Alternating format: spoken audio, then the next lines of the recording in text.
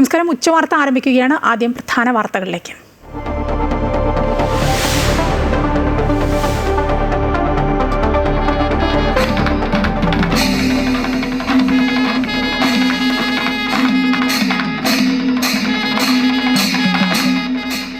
പൂരാഘോഷത്തിൽ തൃശൂർ. പൂരപ്രേമികൾക്ക് ആവേശമായി മഠത്തിൽ വരവ് പഞ്ചവാദ്യം.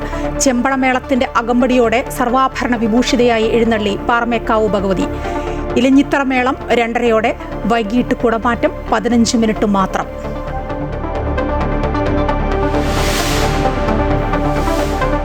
സംസ്ഥാനത്ത് പാമ്പുകടിയേറ്റ് വീണ്ടും മരണം. മരിച്ചത് കണ്ണൂർ തളിപ്പറമ്പ് സ്വദേശി 65 വയസ്സുകാരി നബീസ. കൊല്ലത്തും എറണാകുളത്തുമായി 2 പേർക്ക് പാമ്പുകടിയേറ്റു. ചൂടിന് ശമനമില്ല.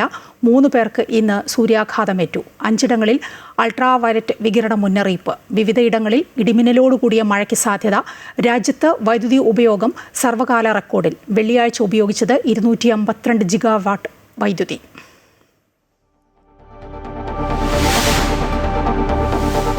അഞ്ചരക്കണ്ടി ദന്തൽ കോളേജ് വിദ്യാർത്ഥി നിതിൻ രാജിന്റെ മരണത്തിൽ ഹൈക്കോടതിയെ സമീപിക്കാൻ ഡോക്ടർ MK റാം. നീക്കം തലശ്ശേരി ജില്ലാ കോടതി മുൻകൂർ ജാമ്യം നിഷേധിച്ചതിന് പിന്നാലെ റാമിനായി തിരച്ചിൽ ശക്തമാക്കി പോലീസ്.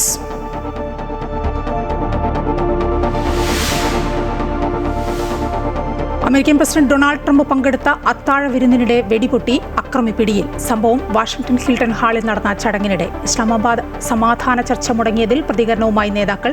ഭീഷണിയിലോ സമ്മർദ്ദത്തിലോ ചർച്ചയ്ക്ക് വഴങ്ങില്ലെന്ന് ഇറാൻ. ചർച്ച വേണ്ടെന്ന് വെച്ചത് ഒത്തുതീർപ്പിന് ഇറാൻ തയ്യാറാകാത്തതുകൊണ്ടെന്ന് ട്രംപ്.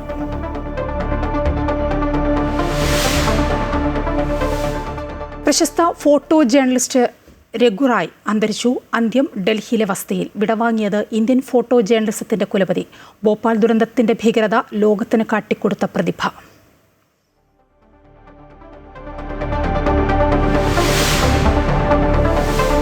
IPL-ൽ ഇന്ന് 2 മത്സരങ്ങൾ. ആദ്യ മത്സരത്തിൽ ചെന്നൈ ഗുജറാത്ത് ടൈറ്റൻസിനെ നേരിടും. 2ാം മത്സരം ലക്നൌവും കൊൽക്കത്തയും തമ്മിൽ.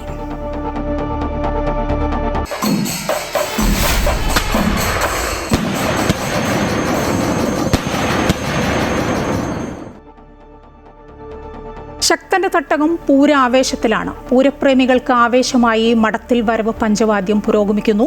ചെമ്പടമേളത്തിന്റെ അകമ്പടിയോടെ സർവാഭരണ വിഭൂഷിതയായി എഴുന്നള്ളി പാറമേക്കാവ് ഭഗവതി. 15ഓളം ആനകളുടെ അകമ്പടിയോടെയാണ് എഴുന്നള്ളത്ത്. തൃശ്ശൂരിൽ നിന്ന് ഹരീഷ് നാരായണൻ ചേരുകയാണ്. ഹരീഷ്, ചെമ്പടമേളം പൊട്ടിക്കയറി, അതിനുശേഷം പിന്നെ പാണ്ടിയൊരു 2ാം ഘട്ടമൊക്കെ ആകുമ്പോൾ വടക്കുന്നാഥ സന്നിധിയിലേക്ക് ഭഗവതി നീങ്ങും, എഴുന്നള്ളും, കൂത്തമ്പലം വരെ. അവിടേക്ക് എത്തിയോ കാര്യങ്ങൾ?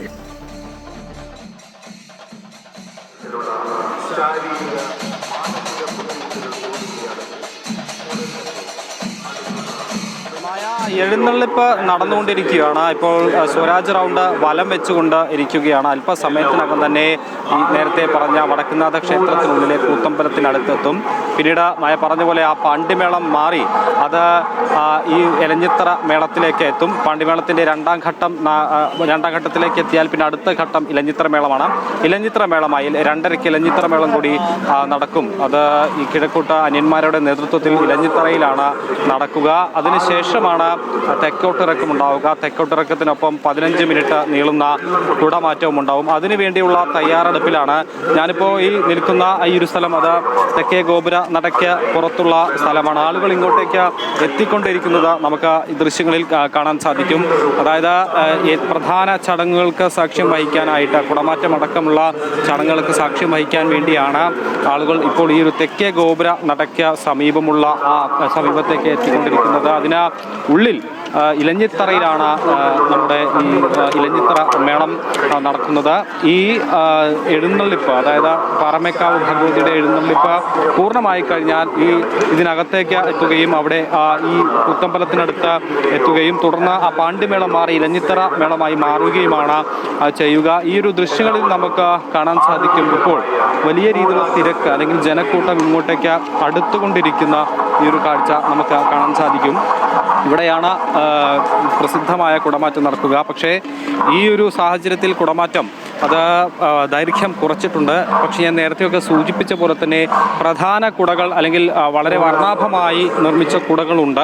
അത് തീർച്ചയായും ഉയർത്തി കാണിക്കും. ആളുകളിൽ ആ ഒരു വർണ്ണവിസ്മയം ജനിപ്പിക്കാൻ സാധിക്കും എന്നുള്ളൊരു കാര്യമാണ് ഇപ്പോൾ ഇരു ദേവസ്വവും പറയുന്നത്. അത് 4 മണിയോടുകൂടി തന്നെ ആ കുടമാറ്റവും ഉണ്ടാകും. ഈ തെക്കോട്ടിറക്കം, പ്രധാന ചടങ്ങ് നടക്കുന്ന തെക്കോട്ടിറക്കം ഇവിടെയാണ് നടക്കുക. അവിടെ ഇപ്പോൾ ആളുകൾ തടിച്ച് കൂടിയിരിക്കുന്നു. പലരും അതിന് അകത്തേക്ക് പ്രവേശിക്കാനുള്ള ഒരു തയ്യാറെടുപ്പിലാണ്. അകത്താണ് ഏറ്റവും പ്രസിദ്ധമായ ഇലഞ്ഞിത്തറ മേളം നടക്കുക. ഇലഞ്ഞിത്തറ മേളത്തിന് ശേഷം ഈ തെക്കോട്ടിറങ്ങുന്ന ആ ഒരു പ്രദേശമാണിത്. തെക്കോട്ടിറക്കം 15 ആനകൾ വീതം, മുഴുവനായി 30 ആനകളുണ്ട്. അതിൽ 15 ആനകൾ വീതം ഇരു ദേവസ്വത്തിൻ്റെയും 15 ആനകൾ വീതം അണിനിരക്കും. അത് 2 ഭഗവതിമാർ മുഖത്തോട് മുഖം നോക്കി പിന്നെയാണ് ആ ഒരു കുടമാറ്റം എന്ന വർണ്ണാഭമായ ചടങ്ങിലേക്ക് എത്തുക. ഇത്തരത്തിലാണ് ഇവിടെ ക്രമീകരണങ്ങൾ. വലിയ ചൂടാണ്, വലിയ ഉഷ്ണക്കാറ്റ് ഇവിടെ നമുക്ക് ഉണ്ട്.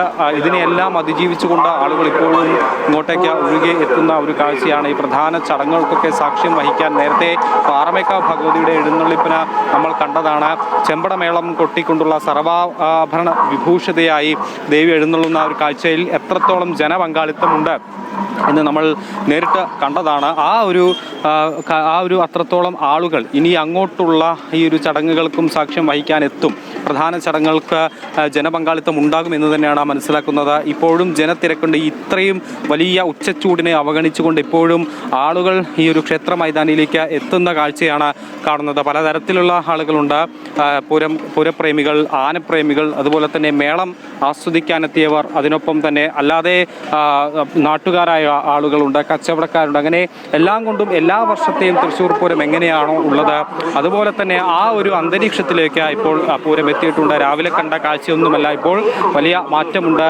ആളുകൾ എത്തുന്നുണ്ട്. വലിയ തിരക്ക് അനുഭവപ്പെടുന്നുണ്ട് എന്നുള്ളതാണ് തൃശ്ശൂർ പൂരത്തിനെ സംബന്ധിച്ച് ഈ ഒരു നിമിഷം പറയാൻ സാധിക്കുന്നത്. എന്തായാലും അല്പസമയത്തിനകം തന്നെ ഓരോ ചടങ്ങുകൾ ആയിട്ട് മുന്നോട്ട് പോവുകയാണ്. അല്പസമയത്തിനകം തന്നെ ഈ എഴുന്നള്ളിപ്പ് പൂർത്തിയാകും. അതിനുശേഷം പാണ്ടിമേളം 2ാം ഘട്ടത്തിലേക്കും അതിനുശേഷം അത് ഇലഞ്ഞിത്തറ മേളവുമായി മാറുന്ന ഒരു കാഴ്ചയാണ്. 2:30 നമുക്ക് ഇലഞ്ഞിത്തറ മേളം കാണാൻ സാധിക്കും. അതിനുശേഷം നമുക്ക് ഈ ഒരു പ്രധാന ചടങ്ങായ തെക്കോട്ടിറക്കവും കുടമാറ്റവും ഉണ്ടാവും. സുരക്ഷാ ഉദ്യോഗസ്ഥരെയൊക്കെ നമുക്ക് ദൃശ്യങ്ങളിൽ കാണാൻ സാധിക്കും. നിരവധി സുരക്ഷാ ഉദ്യോഗസ്ഥരെ ഇവിടെ വിന്യസിപ്പിച്ചിട്ടുണ്ട്. ഞാൻ നേരത്തെ പറഞ്ഞതാണ്, ഈ ആരോഗ്യപരമായ പ്രശ്നങ്ങൾ എന്തെങ്കിലും സംഭവിച്ചാൽ ഉടൻ തന്നെ ഇടപെടാൻ വേണ്ടി, അതുപോലെ ഗതാഗത നിയന്ത്രണത്തിനായി. ഹരീഷാണ് വിവരങ്ങൾ നൽകിക്കൊണ്ടിരുന്നത്. പാറമേക്കാവ് ഭഗവതിയുടെ എഴുന്നള്ളത്ത് പുരോഗമിക്കുകയാണ്. തമ്പലം വരെയായിരിക്കും എഴുന്നള്ളത്ത്. അതിനുശേഷമാണ് ഇലഞ്ഞിത്തറ മേളം ആരംഭിക്കുക. 2:30 ഇലഞ്ഞിത്തറ മേളം. വെടിക്കെട്ടിൻ്റെ പാറ്റേൺ മാറ്റിയാൽ അപകടം കുറയ്ക്കാൻ സാധിക്കുമെന്ന് മുണ്ടത്തിക്കോട് വെടിക്കെട്ട് ദുരന്ത അന്വേഷണ commission justice CN Ramachandran Nair. അപകടം ആരും വരുത്തിവെക്കുന്നതല്ല, അശ്രദ്ധ കൊണ്ട് സംഭവിക്കുന്നതാണ്. വെടിക്കെട്ടുകൾ അപകടരഹിതമായി നടത്താനാണ് സർക്കാർ ഉദ്ദേശിക്കുന്നത് എന്നും അദ്ദേഹം കൂട്ടിച്ചേർത്തു. മുണ്ടത്തിക്കോട് അപകടത്തിൽപ്പെട്ടവരെ ചൊവ്വാഴ്ച ആശുപത്രിയിലെത്തി സന്ദർശിക്കും. ടേംസ് ഓഫ് റെഫറൻസിന്റെ അടിസ്ഥാനത്തിലായിരിക്കും അന്വേഷണം നടത്തുക. റിപ്പോർട്ട് തയ്യാറാക്കാൻ കുറഞ്ഞത് 6 മാസം സമയം ആവശ്യമാണെന്നും ജസ്റ്റിസ് CN രാമചന്ദ്രൻ നായർ പറഞ്ഞു. ഉത്സവത്തിന്റെ ഭാഗമായിട്ട്, പൂരത്തിന്റെ ഭാഗമായിട്ട് നാളെ ചടങ്ങുകളുണ്ട്. അപ്പോൾ ഇന്നും നാളെയും തിരക്കാണെന്നാണ് പോലീസ് കമ്മീഷണർ പറഞ്ഞത്. അപ്പോൾ ഞാൻ മറ്റന്നാൾ, അത് ഏർലിയസ്റ്റ് ചൊവ്വാഴ്ച ഉച്ചയ്ക്ക് പോകാമെന്ന് ഉറപ്പാണ്. അപ്പം സംസ്ഥാനത്ത് പാമ്പുകടിയേറ്റ് വീണ്ടും മരണം. കണ്ണൂർ തളിപ്പറമ്പ് പട്ടുവത്തെ വീട്ടിൽ വെച്ച് പാമ്പുകടിയേറ്റ മുതുകുടയിലെ നബീസയാണ് മരിച്ചത്. 65 വയസ്സായിരുന്നു. കഴിഞ്ഞ വെള്ളിയാഴ്ചയാണ് പാമ്പുകടിയേറ്റ നിലയിൽ നബീസയെ പരിയാരം മെഡിക്കൽ കോളേജ് ആശുപത്രിയിൽ പ്രവേശിപ്പിച്ചത്. ആന്റിവെനം നൽകിയിരുന്നു.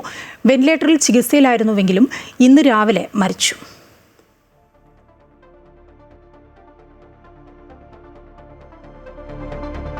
കൊല്ലത്തും ഒരാൾക്ക് പാമ്പുകടിയേറ്റു. രാമൻകുളങ്ങര സ്വദേശി സുദേവനാണ് രാവിലെ പാമ്പുകടിയേറ്റത്. പരിസരം വൃത്തിയാക്കുന്ന ജോലിക്കിടെയാണ് കാലിൽ പാമ്പ് കടിച്ചത്. ചുരുട്ട ഇനത്തിൽപ്പെട്ട പാമ്പ് എന്നാണ് കണ്ടെത്തിയത്. കൂടെയുണ്ടായിരുന്നവർ ഉടൻ തന്നെ ജില്ലാ ആശുപത്രിയിൽ എത്തിച്ചു. ആരോഗ്യനില തൃപ്തികരമാണെന്ന് ഡോക്ടർമാർ അറിയിച്ചു. 24 മണിക്കൂർ നിരീക്ഷണത്തിൽ തുടരും.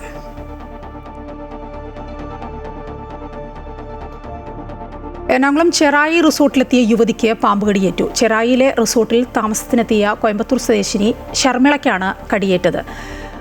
കാലിലെ വിരലിലാണ് പാമ്പ് കടിച്ചത്. പറവൂർ താലൂക്ക് ആശുപത്രിയിൽ എത്തിച്ച് ചികിത്സ നൽകി. ആരോഗ്യനില തൃപ്തികരമാണ്. സംസ്ഥാനത്ത് ഇന്നും ഉയർന്ന താപനില മുന്നറിയിപ്പ്. ഇടുക്കി, വയനാട് ഒഴികെയുള്ള ജില്ലകളിൽ യെല്ലോ അലർട്ട് പ്രഖ്യാപിച്ചിട്ടുണ്ട്. അതേസമയം 5 ഇടങ്ങളിൽ UV വികിരണ മുന്നറിയിപ്പ് നൽകിയിട്ടുണ്ട്. ഒപ്പം വിവിധ ഇടങ്ങളിൽ ഇടിമിന്നലോടുകൂടിയ മഴയ്ക്ക് സാധ്യതയുണ്ടെന്നും കാലാവസ്ഥാ വിഭാഗം മുന്നറിയിപ്പ് നൽകുന്നു. നാളെ മുതൽ സംസ്ഥാനത്ത് വേനൽ മഴ ശക്തമാവും. ഇതുപോലെ പാലക്കാട് തന്നെയാണ് ഏറ്റവും അധികം ചൂട് അനുഭവപ്പെടുന്നത്. 40 ഡിഗ്രി വരെ ചൂട് ഉയരാമെന്നാണ് മുന്നറിയിപ്പ്. കൊല്ലത്ത് 39 വരെയും, പത്തനംതിട്ട, തൃശൂർ, കോഴിക്കോട്, കാസർഗോഡ് ജില്ലകളിൽ 38 ഡിഗ്രി വരെയും, കോട്ടയം, എറണാകുളം, മലപ്പുറം, കണ്ണൂർ ജില്ലകളിൽ 37 ഡിഗ്രി വരെയും ചൂടുയരാം. തിരുവനന്തപുരത്തും ആലപ്പുഴയിലും 36 ഡിഗ്രി വരെ ചൂട് ഉയരാൻ സാധ്യതയുണ്ടെന്നാണ് മുന്നറിയിപ്പ്. സാധാരണയേക്കാൾ 3 മുതൽ 4 ഡിഗ്രി വരെ ഉയർന്ന ചൂടാണ് ഇത്. അതേസമയം ഇന്ന് വിവിധയിടങ്ങളിൽ ഇടിമിന്നലോടുകൂടിയ മഴയ്ക്ക് സാധ്യതയുണ്ട്. കൊടും വേനലിന് ആശ്വാസമായി നാളെ മുതൽ സംസ്ഥാനത്ത് വേനൽ മഴ ശക്തമാകുമെന്നും കാലാവസ്ഥാ വകുപ്പ് അറിയിച്ചു. ബുധനാഴ്ച 4 ജില്ലകളിലാണ് യെല്ലോ അലർട്ട് പ്രഖ്യാപിച്ചിരിക്കുന്നത്. ഇടിമിന്നൽ അപകടകാരികളായതിനാൽ പൊതുജനങ്ങൾ ജാഗ്രത പാലിക്കണമെന്നും മുന്നറിയിപ്പിൽ പറയുന്നു. അമൃത ന്യൂസ്, തിരുവനന്തപുരം. പാലക്കാട് ഒറ്റപ്പാലത്തും ലക്കിടിയിലും 2 പേർക്ക് സൂര്യാതപമേറ്റു. ലക്കിടി കൂട്ടുപാതയിൽ ഓട്ടോറിക്ഷ ഓടിക്കുന്ന ജയൻ, ഒറ്റപ്പാലം സ്വദേശി ജയശ്രീ എന്നിവർക്കാണ് സൂര്യാതപമേറ്റത്. ജയന് കഴുത്തിൽ ഉൾപ്പെടെ ശരീരത്തിന്റെ 3 ഭാഗങ്ങളിൽ പൊള്ളലേറ്റു. ജയശ്രീ വാണിയംകുളത്ത് നിന്ന് തോട്ടക്കരയിലേക്ക് പോകുന്നതിനിടെയാണ് സൂര്യാതപമേറ്റത്. പത്തനംതിട്ട ഇലന്തൂർ വാര്യപുരം സ്വദേശിനിക്ക് സൂര്യാഘാതമേറ്റു. വാര്യപുരം മുക്കൂട് ലാജോ ഭവനിൽ 70 വയസ്സുകാരി വിലാസിനിക്കാണ് സൂര്യാഘാതമേറ്റത്. വീട്ടുമുറ്റത്ത് ഉണക്കാനിട്ട കപ്പ എടുക്കുന്നതിനായി വെയിലത്തിറങ്ങിയപ്പോഴാണ് വിലാസിനിയമ്മയ്ക്ക് പൊള്ളലേറ്റത്. കണ്ണിന് താഴെയും മുഖവും പൊള്ളി. വല്ലാത്ത അസ്വസ്ഥത അനുഭവപ്പെട്ടെങ്കിലും സൂര്യാഘാതമേറ്റതായി മനസ്സിലായില്ല എന്ന് വിലാസിനിയമ്മ പറഞ്ഞു. പിന്നീടാണ് ആശുപത്രിയിൽ ചികിത്സ തേടിയത്. സംസ്ഥാനത്ത് വൈദ്യുതി ആവശ്യകതയിൽ നേരിയ വർധന. ഇന്നലത്തെ പീക്ക് ടൈമായ വൈകുന്നേരം 6 മുതൽ വൈകിട്ട് 11 വരെയുള്ള സമയത്തെ വൈദ്യുതി ആവശ്യകത 5770 മെഗാവാട്ടായി വർദ്ധിച്ചു. വെള്ളിയാഴ്ച ഇത് 5654 മെഗാവാട്ടായിരുന്നു. ഈ മാസം 18-ന് രേഖപ്പെടുത്തിയ 6033 മെഗാവാട്ടായിരുന്നു ഏറ്റവും ഉയർന്ന നിരക്ക്. അതേസമയം പ്രതിദിന വൈദ്യുതി ഉപയോഗത്തിൽ നേരിയ കുറവ് രേഖപ്പെടുത്തിയിട്ടുണ്ട്. പ്രതിദിന വൈദ്യുതി ഉപയോഗം 115 ദശലക്ഷം യൂണിറ്റായി കുറഞ്ഞു. വെള്ളിയാഴ്ചയിലെ ഉപയോഗം 116.48 ദശലക്ഷം യൂണിറ്റായിരുന്നു. ഈ മാസം 18-ന് രേഖപ്പെടുത്തിയ 117.15 ദശലക്ഷം യൂണിറ്റാണ് സർവകാല റെക്കോർഡ്. രാജ്യത്ത് കടുത്ത ചൂട് തുടരുന്നതിനിടെ വൈദ്യുതി ഉപഭോഗം സർവകാല റെക്കോർഡിലെത്തിയിരിക്കുന്നു. വെള്ളിയാഴ്ച രേഖപ്പെടുത്തിയ കണക്കുകൾ പ്രകാരം രാജ്യത്തെ പരമാവധി വൈദ്യുതി ആവശ്യകത 252 ജിഗാവാട്ടായി ഉയർന്നു. 2024 മെയ് 30-ന് രേഖപ്പെടുത്തിയ 249.9 ജിഗാവാട്ട് എന്ന റെക്കോർഡാണ് ഇതോടെ മറികടന്നിരിക്കുന്നത്. ഏപ്രിൽ പകുതിയോടെ ആരംഭിച്ച വേനൽച്ചൂടിനെ തുടർന്ന് ഏപ്രിൽ 13 മുതലാണ് വൈദ്യുതി ആവശ്യകതയിൽ വർധനവ് പ്രകടമായി തുടങ്ങിയത്. വരും ദിവസങ്ങളിൽ ചൂട് ഇനിയും വർദ്ധിച്ചാൽ വൈദ്യുതിയുടെ ഉപയോഗം വീണ്ടും ഉയർന്നേക്കുമെന്നാണ് റിപ്പോർട്ടുകൾ. അഞ്ചരക്കണ്ടി ഡെന്റൽ കോളേജ് വിദ്യാർത്ഥി നിതിൻ രാജിന്റെ ആത്മഹത്യയുമായി ബന്ധപ്പെട്ട കേസിൽ മുൻകൂർ ജാമ്യം തള്ളിയതിനെതിരെ 1-ാം പ്രതി ഡോക്ടർ MK റാം ഹൈക്കോടതിയിലേക്ക്. തലശ്ശേരി ജില്ലാ സെഷൻസ് കോടതി ഇന്നലെ റാമിന്റെ മുൻകൂർ ജാമ്യാപേക്ഷ തള്ളിയിരുന്നു. ഇതിന് പിന്നാലെയാണ് ഹൈക്കോടതിയെ സമീപിക്കാനൊരുങ്ങുന്നത്. അതേസമയം 2-ാം പ്രതി ഡോക്ടർ KT സംഗീത നമ്പ്യാർക്ക് ഉപാധികളോടെ കോടതി ജാമ്യം അനുവദിച്ചിരുന്നു. 1-ാം പ്രതി റാം നിരന്തരം നിതിൻ രാജിനെതിരെ ജാതി അധിക്ഷേപം നടത്തിയെന്നാണ് പ്രോസിക്യൂഷന്റെ വാദം. മുൻ DGP ടോമിൻ J. തച്ചങ്കരിക്കെതിരെ ഗതാഗത നിയമലംഘനത്തിന് കേസെടുക്കും. ടോമിൻ തച്ചങ്കരി തന്റെ വാഹനത്തിൽ ഔദ്യോഗിക പദവിയെ സൂചിപ്പിക്കുന്ന നക്ഷത്രങ്ങൾ അനധികൃതമായി പ്രദർശിപ്പിച്ചതിനാലാണ് നടപടി. സംസ്ഥാന പോലീസ് മേധാവിയുടെ നിർദ്ദേശത്തെ തുടർന്നാണ് ഈ നടപടി.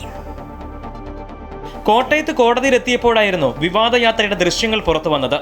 ഇതോടെ കോട്ടയം SP-യോട് സംസ്ഥാന പോലീസ് മേധാവി റവാഡ ചന്ദ്രശേഖർ റിപ്പോർട്ട് തേടി. ഈ റിപ്പോർട്ടിന്റെ അടിസ്ഥാനത്തിലാണ് തച്ചങ്കരിക്കെതിരെ കേസെടുക്കാൻ നിർദ്ദേശം നൽകിയിരിക്കുന്നത്. ഒരു കേസുമായി ബന്ധപ്പെട്ട് കോട്ടയം കോടതിയിലെത്തിയപ്പോഴായിരുന്നു കാറിൽ നമ്പർ പ്ലേറ്റിന് സമീപം സ്ഥാപിച്ചിരുന്ന ഔദ്യോഗിക ചിഹ്നം ശ്രദ്ധയിൽപ്പെട്ടത്. തുടർന്ന് നിയമലംഘനം ചൂണ്ടിക്കാട്ടിയതോടെ ധൃതിയിൽ വാഹനത്തിലെ ബോർഡ് മാറ്റാൻ ശ്രമിക്കുകയും സ്ഥലത്ത് നിന്ന് വാഹനം മാറ്റുകയും ചെയ്തു. തച്ചങ്കരി സേവനത്തിൽ നിന്ന് വിരമിച്ച് 3 വർഷക്കാലവും ഈ ബോർഡ് വെച്ചുകൊണ്ടാണ് യാത്ര ചെയ്തിരുന്നതെന്നും പലയിടങ്ങളിലും വെച്ച് ഇത്തരത്തിൽ നക്ഷത്രചിഹ്നമുള്ള കാർ ശ്രദ്ധയിൽപ്പെട്ടുവെന്നും നേരത്തെ തന്നെ വിവരങ്ങളുണ്ടായിരുന്നു. വാർത്ത വന്നതിന് പിന്നാലെ തച്ചങ്കരിക്കെതിരെ പരാതികളും ഉയർന്നു. ഇതിന്റെ അടിസ്ഥാനത്തിലാണ് ഇപ്പോൾ അന്വേഷണം പ്രഖ്യാപിച്ചിരിക്കുന്നത്. Amrita news, Thiruvananthapuram. American president Donald Trump പങ്കെടുത്ത അത്താഴ വിരുന്നിനിടെ വെടിവെപ്പ്. വാഷിംഗ്ടൺ ഹിൽട്ടൺ ഹാളിൽ ശനിയാഴ്ച രാത്രി മാധ്യമപ്രവർത്തകർക്കായി ഒരുക്കിയ അത്താഴ വിരുന്നിനിടെയായിരുന്നു സംഭവം നടന്നത്. സുരക്ഷാ ഉദ്യോഗസ്ഥർ വെടിവെച്ച ആളെ കസ്റ്റഡിയിലെടുത്തു. സംഭവത്തിൽ ആർക്കും പരിക്കേറ്റിട്ടില്ല. വൈറ്റ് ഹൌസിൽ നടന്ന വെടിവെപ്പിനെ പ്രധാനമന്ത്രി നരേന്ദ്രമോദി അപലപിച്ചു. ട്രംപ് സുരക്ഷിതനാണെന്ന് അറിഞ്ഞപ്പോൾ തനിക്ക് ആശ്വാസം തോന്നിയെന്ന് മോദി എക്സിൽ കുറിച്ചു. മാധ്യമപ്രവർത്തകർക്കായി ഒരുക്കിയ അത്താഴ വിരുന്നിനിടയിലായിരുന്നു സംഭവം. സുരക്ഷാ ഉദ്യോഗസ്ഥർ ഉടൻ തന്നെ പ്രസിഡന്റിനെയും പ്രഥമ വനിതാ മെലാനിയെയും ചടങ്ങിൽ നിന്ന് മാറ്റി. US ഭരണനിര ഒന്നടങ്കമുള്ള ചടങ്ങിൽ വലിയ ഭീതിയും പരിഭ്രാന്തിയും ഉണ്ടായി. വെടിവയ്പിൽ ആർക്കും പരിക്കേറ്റതായി റിപ്പോർട്ടില്ല. വെടിയൊച്ച കേട്ടതോടെ ട്രംപിനെ സുരക്ഷാ ഉദ്യോഗസ്ഥർ വളയുന്നതിന്റെയും അദ്ദേഹത്തെ സുരക്ഷിതനായി വേദിയിൽ നിന്നും ഒഴിപ്പിക്കുന്നതിന്റെയും ദൃശ്യങ്ങൾ പുറത്തുവന്നു.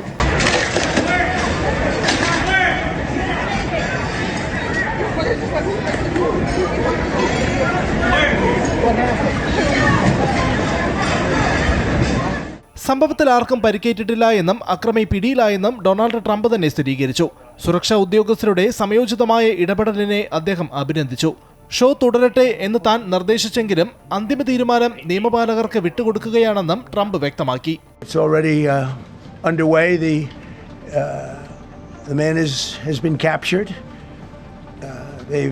They're going to his apartment. I guess he lives in California, and he's a sick person, a very sick person, and we don't want things like this to happen. ഇതിനിടെ വെടിയുതിർത്ത പ്രതിയുടെ ആദ്യ ഫോട്ടോ പുറത്തു വന്നു. നിരത്ത് കവിഞ്ഞു കിടക്കുന്ന ഇയാളെ സായുധരായ സുരക്ഷാ ഉദ്യോഗസ്ഥർ കീഴ്പ്പെടുത്തി നിൽക്കുന്ന ചിത്രങ്ങളാണ് പുറത്തു വന്നത്. പ്രതി നഗ്നനായതുകൊണ്ട് പത്രങ്ങൾ കൊണ്ട് മൂടിയ നിലയിലാണ്. സംഭവത്തെ തുടർന്ന് സുരക്ഷാ സേന പ്രദേശം വളഞ്ഞ് തീവ്രമായ നടപടികൾ ആരംഭിച്ചിട്ടുണ്ട്. News desk Amrita news. Islamabad സമാധാന ചർച്ച മുടങ്ങിയതിൽ പ്രതികരണവുമായി ഇറാൻ. ഭീഷണിയോ സമ്മർദ്ദമോ കാരണമോ ചർച്ചയ്ക്ക് വഴങ്ങില്ലെന്ന് ഇറാൻ പ്രസിഡന്റ് വ്യക്തമാക്കി. ഒത്തുതീർപ്പിന് ഇറാൻ തയ്യാറാകാത്തതുകൊണ്ടാണ് ചർച്ച വേണ്ടെന്ന് വെച്ചതെന്ന് അമേരിക്കൻ പ്രസിഡന്റ് ഡൊണാൾഡ് ട്രംപ് പറഞ്ഞു. അതേസമയം അമേരിക്കയെയും ഇസ്രയേലിനെയും രൂക്ഷമായി വിമർശിച്ചുകൊണ്ട് ജർമ്മനി രംഗത്ത് വന്നു. നടക്കുന്നത് അനാവശ്യ യുദ്ധമെന്ന് ചാൻസലർ ഫ്രെഡറിക് മെർസ് വ്യക്തമാക്കി. ലോകമേറെ പ്രതീക്ഷയോടെയായിരുന്നു ഒത്തുതീർപ്പ് ചർച്ചയെ നോക്കിക്കണ്ടത്. എന്നാൽ ചർച്ചകൾക്കായി പോകേണ്ട എന്ന് ഡൊണാൾഡ് ട്രംപ് അമേരിക്കൻ സംഘത്തിന് നിർദ്ദേശം നൽകിയതോടെ ചർച്ചകൾ വീണ്ടും അനിശ്ചിതത്വത്തിലായി. വേണമെങ്കിൽ ഇറാൻ ഇങ്ങോട്ട് സമീപിക്കട്ടെ എന്നാണ് നിലപാടെന്നും ട്രംപ് വ്യക്തമാക്കുന്നു. ഭീഷണിയോ സമ്മർദ്ദമോ കാരണം ചർച്ചയ്ക്ക് വഴങ്ങില്ല എന്നായിരുന്നു ഇറാൻ പ്രസിഡന്റ് പ്രതികരിച്ചത്. ഒത്തുതീർപ്പിന് ഇറാൻ തയ്യാറാകാത്തതുകൊണ്ടാണ് ചർച്ച വേണ്ട എന്ന് വെച്ചതെന്ന് ഡൊണാൾഡ് ട്രംപ് പറഞ്ഞു. അനാവശ്യ ചർച്ചകൾ ഒരുപാടായെന്നും ഇറാൻ നേതൃത്വത്തിൽ ആരാണെന്ന് അവർക്ക് പോലും അറിയില്ല എന്നും ട്രംപ് വ്യക്തമാക്കിയതായി ഫോക്സ് ന്യൂസ് റിപ്പോർട്ട് ചെയ്യുന്നു.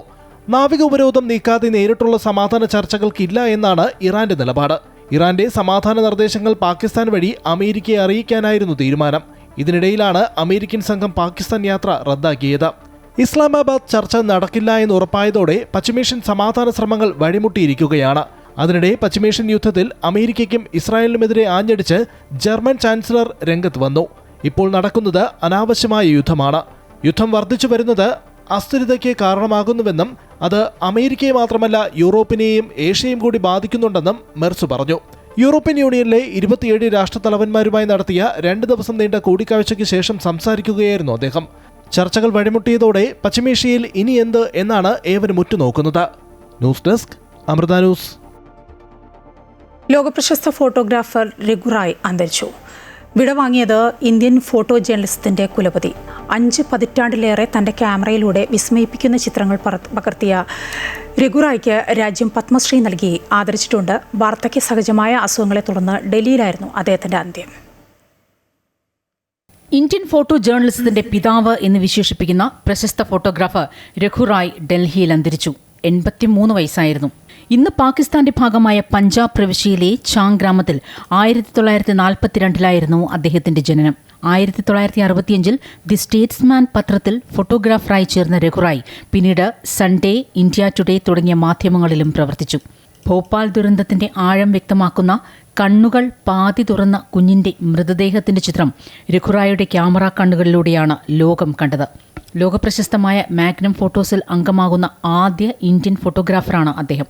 1972 രാജ്യം രഘുറായിയെ പത്മശ്രീ നൽകി ആദരിച്ചു. 1992 അമേരിക്കയിലെ ഫോട്ടോഗ്രാഫർ ഓഫ് ദി ഇയർ ഉൾപ്പെടെ നിരവധി അന്താരാഷ്ട്ര പുരസ്കാരങ്ങളും അദ്ദേഹത്തെ തേടിയെത്തി.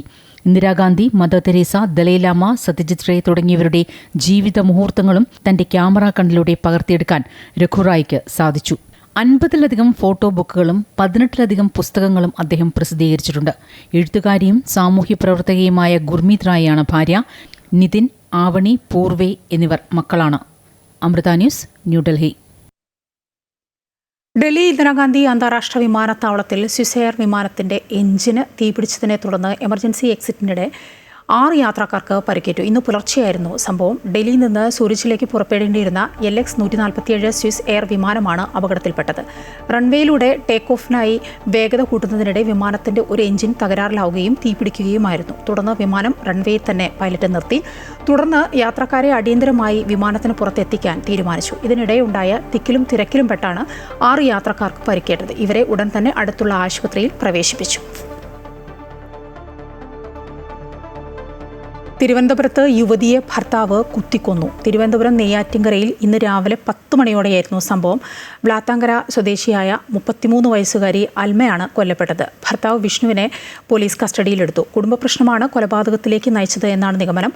വഴക്കിന് പിന്നാലെ അൽമയെ കൊലപ്പെടുത്തിയ വിഷ്ണു അയൽവീട്ടിൽ ചെന്ന് വിവരം പറയുകയായിരുന്നു. അവരാണ് പോലീസിനെ വിവരം അറിയിച്ചത്. ട്യൂഷൻ സെന്ററിലെ അധ്യാപകനാണ് വിഷ്ണു. 10 വർഷം മുമ്പാണ് വിഷ്ണുവും അൽമയും വിവാഹിതരായത്. മൂന്നാറിൽ നിന്ന് പിടികൂടി പെരിയാർ കടുവ സങ്കേതത്തിലെ ഉൾക്കാട്ടിൽ തുറന്നുവിട്ട കടുവ ജനവാസ മേഖലയിലെത്തി. കുമളി തങ്കമല ഭാഗത്താണ് കടുവ ഉള്ളത്. കടുവയെ പെരിയാർ വന്യജീവി സങ്കേതത്തിലേക്ക് തുരത്താൻ ശ്രമം തുടരുകയാണ്. റേഡിയോ കോളർ സംവിധാനം ഉള്ളതിനാൽ കടുവയുടെ നീക്കം സംബന്ധിച്ച് വ്യക്തമായ വിവരം ലഭിക്കുന്നുണ്ടെന്ന് വനംവകുപ്പ് ഉദ്യോഗസ്ഥർ പറഞ്ഞു. കഴിഞ്ഞ ദിവസം വനാതിർത്തിയോട് ചേർന്ന് മുല്ലയാർ തോണ്ടിയാർ പ്രദേശത്ത് കടുവ എത്തിയതായി വനംവകുപ്പ് ജീവനക്കാർ സ്ഥിരീകരിച്ചിരുന്നു. മൂന്നാറിലെ ജനവാസ മേഖലയിൽ ഇറങ്ങി വളർത്തുമൃഗങ്ങളെ ആക്രമിച്ച കടുവയെ കഴിഞ്ഞ മാസമാണ് വനപാലകർ പിടികൂടിയത്. തേക്കടിയിൽ എത്തിച്ച കടുവയെ ഗവിയിലെ വനമേഖലയിൽ തുറന്നുവിടുകയായിരുന്നു. കോഴിക്കോട് മേപ്പയൂരിൽ വൻ ലഹരി വേട്ട. നിരോധിത പുകയില ഉൽപ്പന്നങ്ങളുമായി 3 യുവാക്കൾ പിടിയിലായി. മാനന്തവാടി സ്വദേശികളായ Jijo C, J Naufal P, A Ajinas എന്നിവരാണ് പിടിയിലായത്. 7500 പാക്കറ്റ് ഹാൻസും കൂൾ ലിപ്പും അടക്കം 10 ചാക്ക് ഉൽപ്പന്നങ്ങളാണ് പിടിച്ചെടുത്തത്. പിടിച്ചെടുത്ത ലഹരി വസ്തുക്കൾക്ക് വിപണിയിൽ 5 ലക്ഷം രൂപയോളം വില വരും.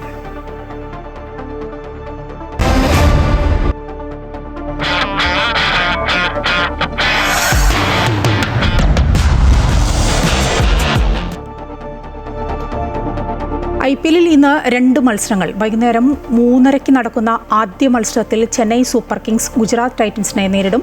കഴിഞ്ഞ മത്സരത്തിൽ മുംബൈ ഇന്ത്യൻസിനെ തകർത്ത ആത്മവിശ്വാസത്തിലാണ് ചെന്നൈ ഇന്ന് ഇറങ്ങുന്നത്. 2ാം മത്സരം ലക്നൌ സൂപ്പർ ജയൻസും കൊൽക്കത്ത നൈറ്റ് റൈഡേഴ്സും തമ്മിലാണ്. സീസണിൽ ഒരു ജയം മാത്രം നേടിയ കൊൽക്കത്ത പോയിന്റ് പട്ടികയിൽ അവസാന സ്ഥാനക്കാരാണ്. രാത്രി 7:30 മുതൽ ലക്നൌവിലാണ് മത്സരം. ഉച്ചവാർത്ത പൂർണ്ണമാവുകയാണ്. കൂടുതൽ വാർത്തകൾ കാണാൻ ഞങ്ങളുടെ YouTube ചാനൽ സന്ദർശിക്കുക. നമസ്കാരം.